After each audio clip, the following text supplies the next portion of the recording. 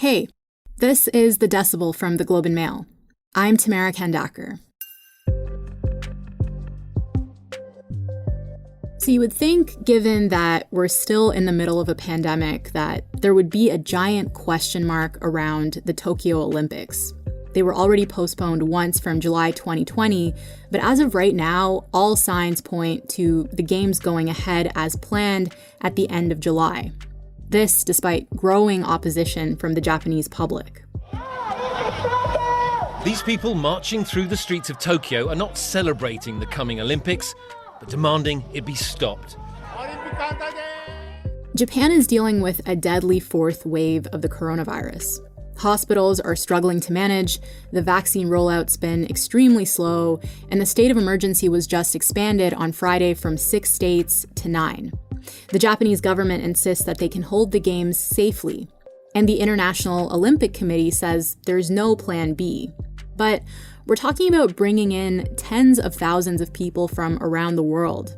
Athletes, judges, officials, and media, on top of the thousands of locals who are going to be working to keep the games running. So how do you possibly pull this off without creating a super spreader event? Cathal Kelly is a columnist for The Globe, and he's on the show today. We're going to talk about why so many people in Japan absolutely don't want to see the Olympics happen, why they're probably going to happen anyway, and how these Olympics will be different from any we've seen in the past. You're listening to The Decibel.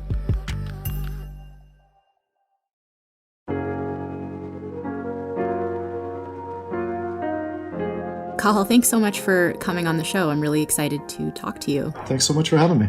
A Japanese newspaper did a poll recently and found that 83% of people they asked didn't want the Olympics to happen in July. So why are they still happening? They're happening because of money. I mean, the amount of investment at this point, this is already the most expensive summer games ever staged.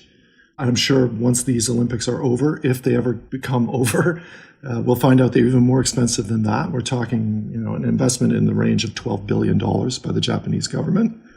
And a lot of sponsorship money. Broadcasters have paid an enormous amount.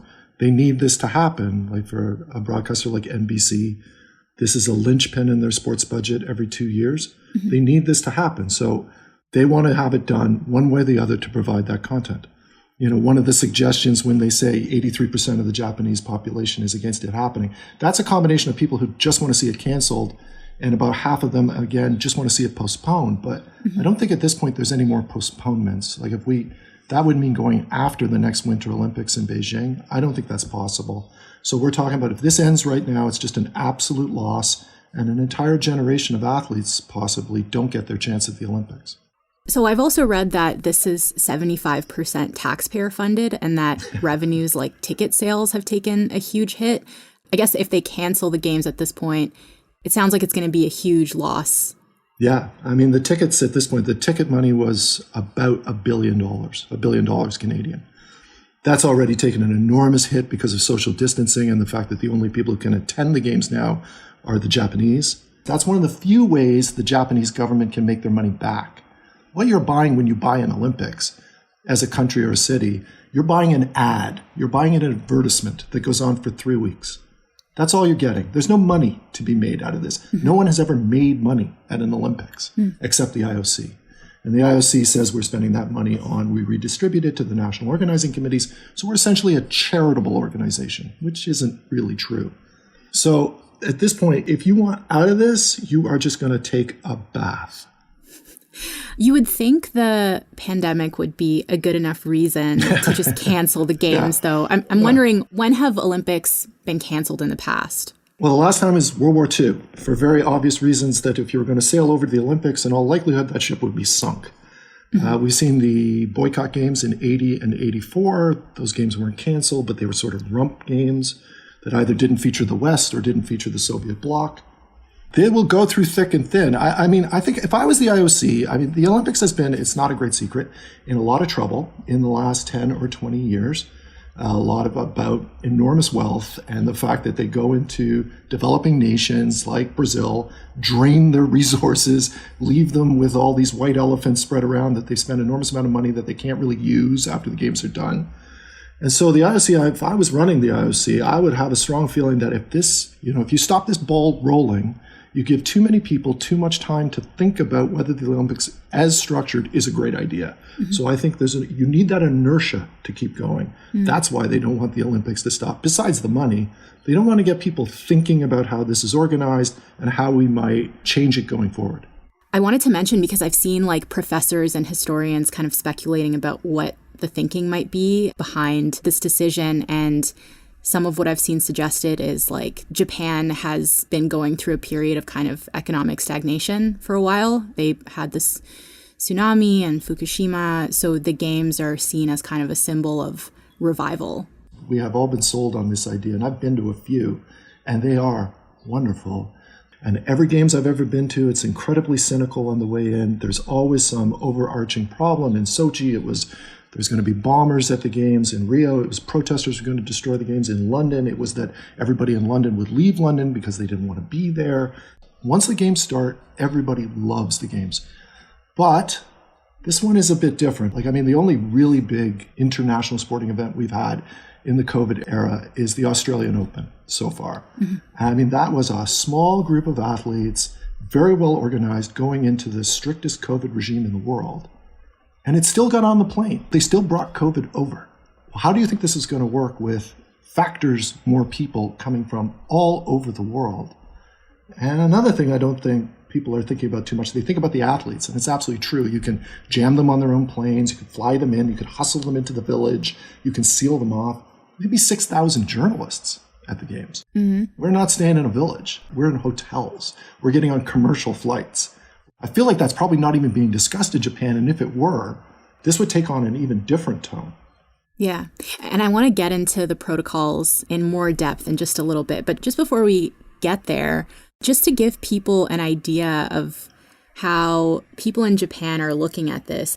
I actually read this really interesting bit in The New Yorker about how some people are comparing what's happening now to this 1988 anime film called Akira.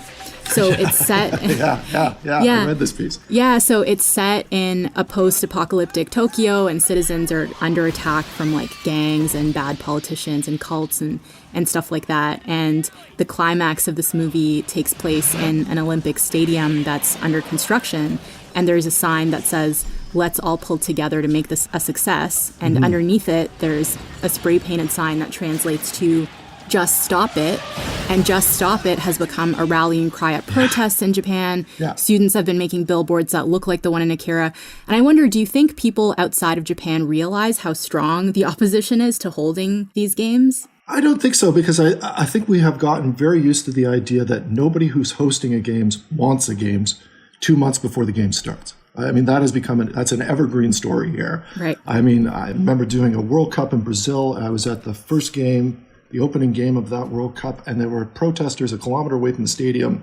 It was like a war, tear gas, people being beaten, and yet somehow they still carried it off. So I think people just assume that nobody wants them for very good reasons. It's draining your pocketbook. You're holding a party the rest of the world gets to enjoy, and you're the one who's left cleaning up the dishes. And I've seen that a local governor said this week he's rejected requests to secure hospital beds for athletes. There's a doctors union that's spoken out. So it's getting hard to ignore at this point. Yeah, it's becoming a daily story. For a while there, it was a kind of weekly update story.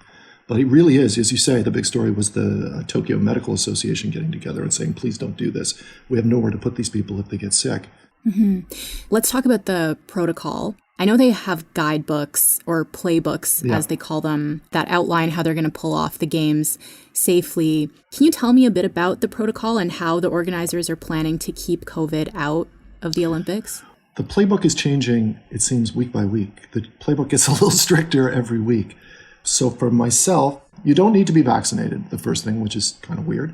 I have to test negative before I get on the plane. Then I have to test negative in the airport, whereupon I go into 3 days of lockdown in my hotel room. Mm-hmm. At that point, all the journalists, you have to fill out a daily schedule. And if you deviate from the daily schedule that you've set out for yourself, you're thrown out of the country, presumably. You can only eat at the Olympic site or in your hotel. You can't be on the streets. You can't take the subway. You can't go into bars or restaurants. The thing that strikes me about this is I think they're selling people on this idea that we're going to hustle all these athletes and the staff off the plane and put them in a secure zone, and they're never really going to come out of it, which may be true. For the journalists, that's not the case. Like, I'm going to have to travel to many Olympic sites every day, and I will be on the streets by necessity. So, I mean, when they say, everything is being done to ensure health and safety, the only way they could reasonably say that is if they canceled the games. I think everything is not being done. They're just doing as much as they think is reasonable. And what about athletes? What are the new rules for them? I think they're going to have the same regime as us, and they are going to be locked up. Like, they're not going to be allowed to wander about Tokyo, which is a big part of their experience. They're not going to be able to show up to root on their teammates live. And as soon as they're done their events, they have to go. They have to leave. Usually you get a little bit of a grace period to stay in the village, and then many of them choose to just rent accommodation in the city so they can experience the games. I mean, a big part of every games for every country, Canada in particular, are these national gathering places. It's called Canada House in our case, where everybody comes together, and every night, everybody who's won a medal that day gets a little celebration. That's out the window. Mm-hmm. So what you're going to get is people going into isolation, allowed to practice, sent to their event, compete, and leave. Not going to be much of an Olympic experience for these Olympians.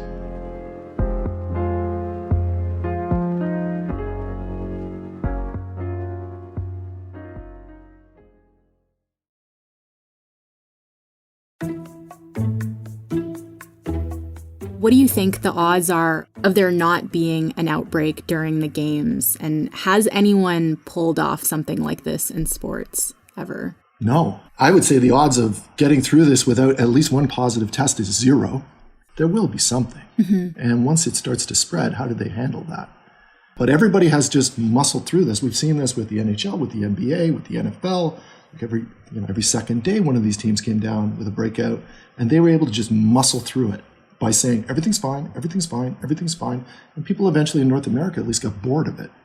But I'm not sure that's going to be the case in Japan, where their numbers have been relative to us. Like when we talk about their wave, they're counting 1,000 cases a day as a bad wave. In Canada, with the same population as Tokyo, we're talking 5,000 cases. So we're much worse off than they are. If you suddenly have 100 people break out in the Olympic Village or in a hotel the media is staying in, you've got a news story that's going to swamp the Olympics, at least in Japan. So it sounds like socially this is going to be a very different experience from past Olympics. No parties or anything like that. I know that they're usually like known for all kinds of shenanigans. Yeah, all kinds of shenanigans. Yeah, exactly. These accounts make the Olympic Village sound more like Peyton Place or ancient Rome during one of its more rambunctious periods. Some athletes have even reportedly appropriated the motto of Las Vegas: what happens in the village stays in the village. But how is the COVID protocol at the Olympics impacting athletes' ability to perform? All these athletes, the amateurs in particular, they gear their entire professional lives, which is doing sport, towards peaking in this week or 2 weeks of the Olympics. So they work in 4-year cycles where they're just warming up and they go slow, build, and they peak at that time. So they're already way off because they were supposed to peak last year. So they had to start again. There's no such thing as an international meet anymore. You can't schedule them. So mostly a lot of these athletes are practicing in isolation. They're not getting enough practice against the best in the world. And they don't really know where they stand anymore. So I think this is going to be, performance-wise, which is probably the least of it, the most chaotic and most fascinating Olympics ever held.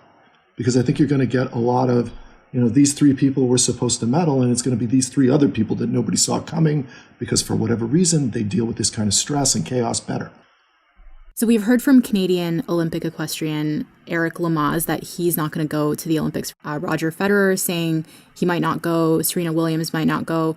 I haven't really thought much about Tokyo because it was supposed to be last year and now it's this year, and then there's this pandemic and there's so much to think about, and then there's the Grand Slams, and it's just a lot. So what is the community of Olympic athletes saying about holding the games? Well, see, this is the thing. I think we have to make a strong distinction, the 3 names you've just mentioned there, between the people who are professional athletes who get a chance to go to the Olympics because of the luck of competing in a sport that's an Olympic sport, and then the vast majority of other athletes who are amateurs, who just barely make a living at this.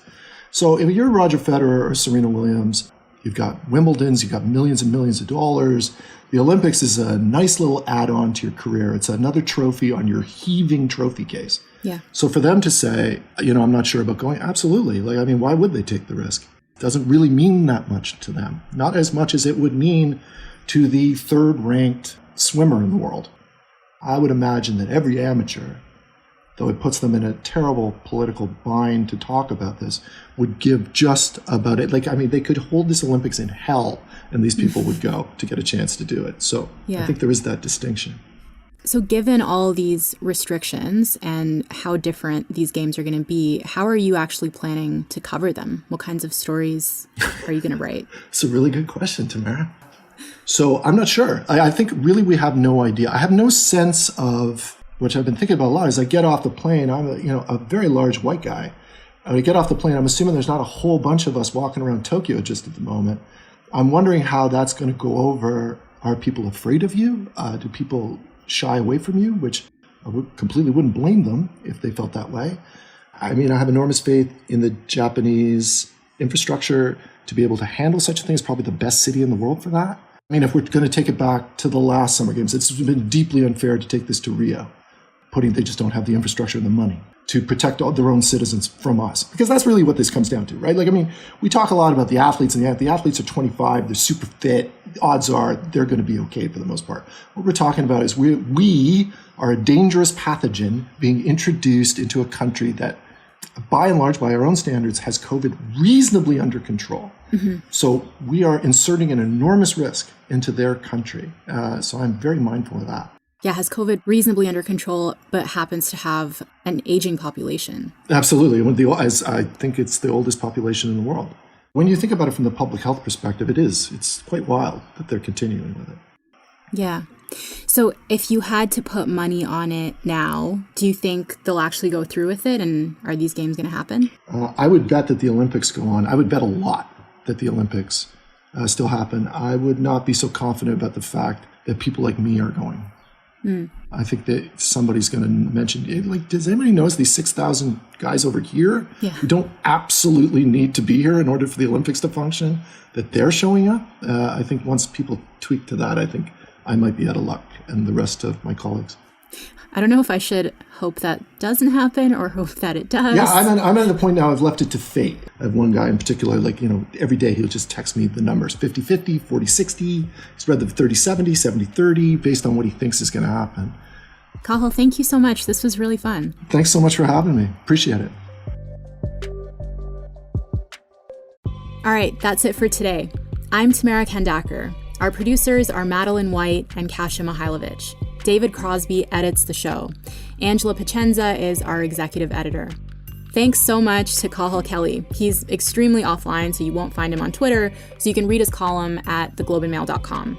I want to know what you think about the Olympics. Do you think they should happen? Who are you rooting for? Let me know, or just say hey. You can email us at thedecibel@globeandmail.com or tweet me at anima_TK. And if you haven't already, wherever you listen to podcasts, follow us. Thanks so much for listening, and I'll talk to you tomorrow.